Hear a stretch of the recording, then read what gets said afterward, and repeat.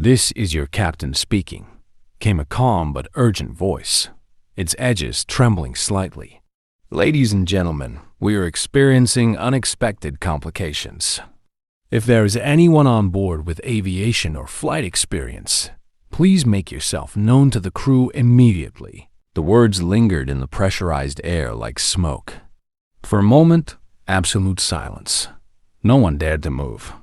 Eyes darted nervously across the cabin, searching for anyone who might stand up. Passengers whispered to each other in hushed, panicked tones. "What does he mean, complications?" A man muttered, clutching his briefcase as if it were a lifeline. Another voice, higher and sharper. "He means we're in danger. That's what he means." A grandmother clutched her prayer beads, lips moving quickly. The child's crying grew louder, sinking with the rising turbulence. Somewhere, an oxygen mask case rattled, though it did not yet fall. The aircraft wasn't free-falling, but it wasn't stable either. It rolled and groaned like a beast in pain. One of the flight attendants hurried down the aisle, her face pale but determined. She repeated the call. "If anyone here has experience, please press the call button or make yourself known." Her eyes scanned the passengers, but no hands rose. An uncomfortable truth settled in. There was no one. The captain's voice returned, this time heavier, the calm cracking. "We need assistance in the cockpit. If there is anyone, please step forward now." Then, from the very back row, a sound broke the silence. A scrape of shoes against the floor. Heads turned, murmurs rippled. A young man in his early 30s slowly rose from the window seat. His appearance drew stares immediately. Unkempt hair falling loosely over his forehead, wrinkled and dirty clothes that looked as though they hadn't been washed in days, and a face that carried both weariness and something deeper shame. The woman sitting beside him flinched, clutching her handbag tighter. A businessman across the aisle muttered under his breath, "Him? He can barely take care of himself." But the young man ignored the whispers. His hand gripped the headrest in front of him as he steadied himself against the rocking plane. His eyes, though tired, had a clarity in them, a flicker that the others missed in their panic. The flight attendant spotted him and rushed over. "Sir, do you have experience?" she asked, voice trembling but hopeful. The young man hesitated. He swallowed hard, glancing at the faces turned toward him, faces filled with doubt, mistrust, even scorn. For a heartbeat, he looked like he might sink back into his seat. Then he nodded. I used to fly." His voice was hoarse, quiet, but enough to make the cabin stir. The businessman scoffed. "Used to? What does that even mean?" Another passenger snapped. "We don't have time for games." The attendant raised her hand sharply, silencing them. She searched the young man's face, desperate for truth. Something in his gaze made her believe, even before he spoke again. "Please," he said, steadying his voice now. "Take me to the cockpit." For a long second, no one moved. Then, the attendant nodded and gestured for him to follow. The cabin watched as he walked down the aisle, each step heavy with judgment pressing against his back. Passengers whispered viciously, "Is this a joke? We're trusting him? He looks like he doesn't even belong here." But despite the stares, he kept walking.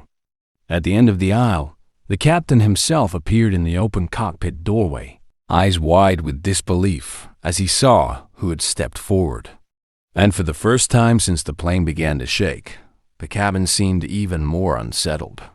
The cockpit door closed with a heavy click behind them, muffling the anxious murmurs from the cabin. Inside, alarms shrieked, red lights flashed across the control panels, and the aircraft trembled with every pocket of turbulence. The captain glanced at the young man and froze. His sharp eyes scanned the messy hair, the dirt-stained shirt, the hollowed cheeks. Disbelief hardened into suspicion. "You?" he said, almost in a whisper, before his voice sharpened. "This is no place for games. Who are you?" The young man stood stiffly, his hands clenched to keep them from shaking. His clothes told the story of someone beaten down by life, but his eyes, focused, sharp, now betrayed something else. He leaned forward, speaking quickly over the shrill alarms. "Your right engine's bleeding power. You're fighting the stick too hard. Ease off before you stall her completely." The captain's brow shot up. He glanced at the first officer, who looked equally stunned. The words weren't guesses. They were precise, instinctive. The captain hesitated, then checked the readings. His stomach tightened. This stranger was right. "Who are you?" he repeated, softer this time. The young man's jaw tightened. He didn't answer directly. Instead, he slid into the jump seat, hands hovering just above the controls. His voice steadied into a calm, authoritative tone that didn't match his appearance. "Set flaps to 15. Reduce thrust by 2% on the left. Don't fight her, guide her." She responded. The captain exchanged a look with the first officer. There was no time to argue. The plane lurched again, dipping violently, and passengers screamed in the cabin. Trust wasn't a choice anymore. It was survival. The captain followed his instructions. Almost immediately, the aircraft steadied, its nose leveling out. The alarms dulled, though the crisis was far from over. For a moment, silence filled the cockpit except for the hiss of static from the radio. The captain exhaled shakily, staring at the man beside him. "You've done this before," he muttered. It wasn't a question, it was fact. The young man didn't meet his eyes. He kept his gaze on the controls, voice low but firm. "I told you, I used to fly." The first officer swallowed hard, realization dawning. "You're not just some passenger, are you?" The young man didn't answer. His silence said everything. Outside, storm clouds swallowed the plane whole, lightning flashing across the windows. And for the first time, the fate of everyone aboard rested in the hands of the man they least expected.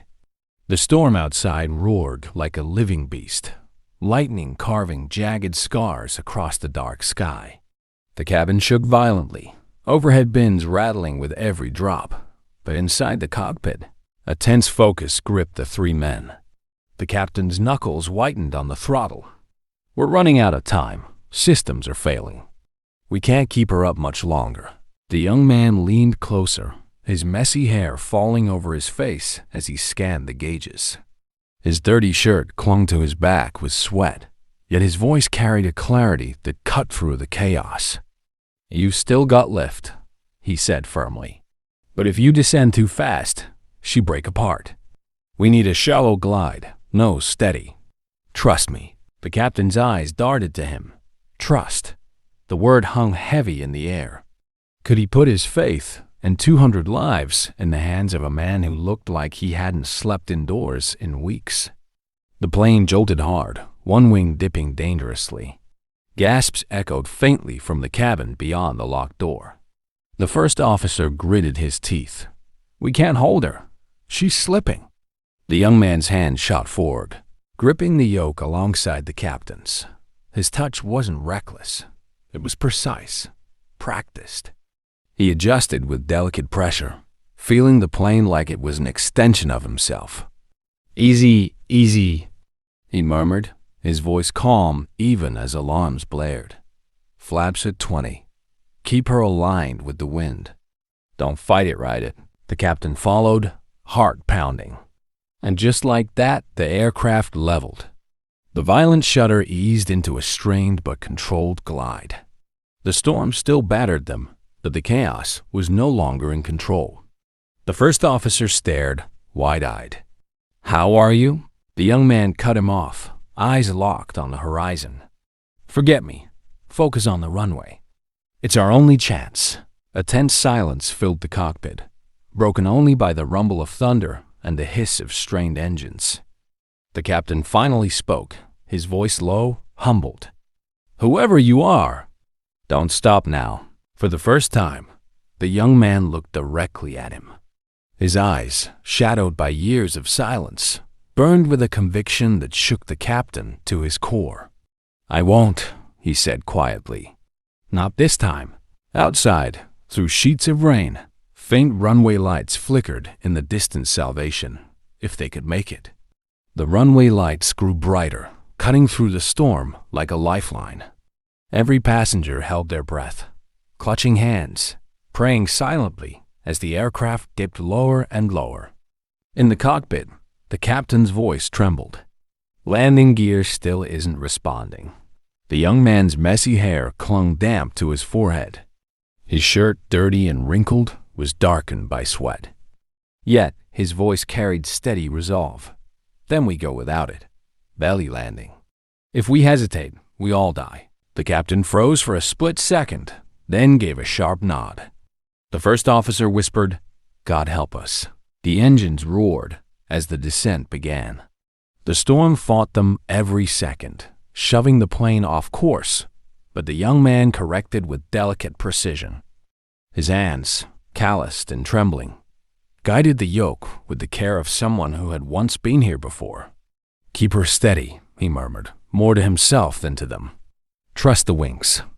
Trust her rhythm." Inside the cabin, the flight attendant braced at the front, eyes fixed on the cockpit door. Behind her, passengers buried their faces, tears streaming down their cheeks. The atmosphere was suffocating.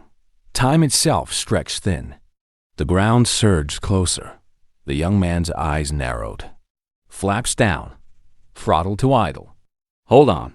The aircraft hit the runway with a deafening screech. Sparks exploded beneath as metal tore across concrete. The cabin shook like an earthquake, passengers screaming, overhead bins bursting open, masks swinging wildly.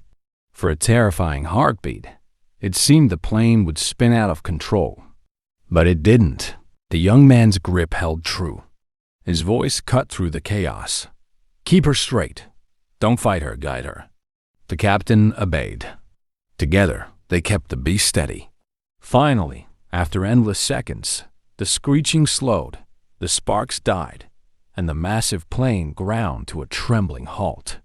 Smoke curled past the windows. Silence followed. Then, a single cheer. Another.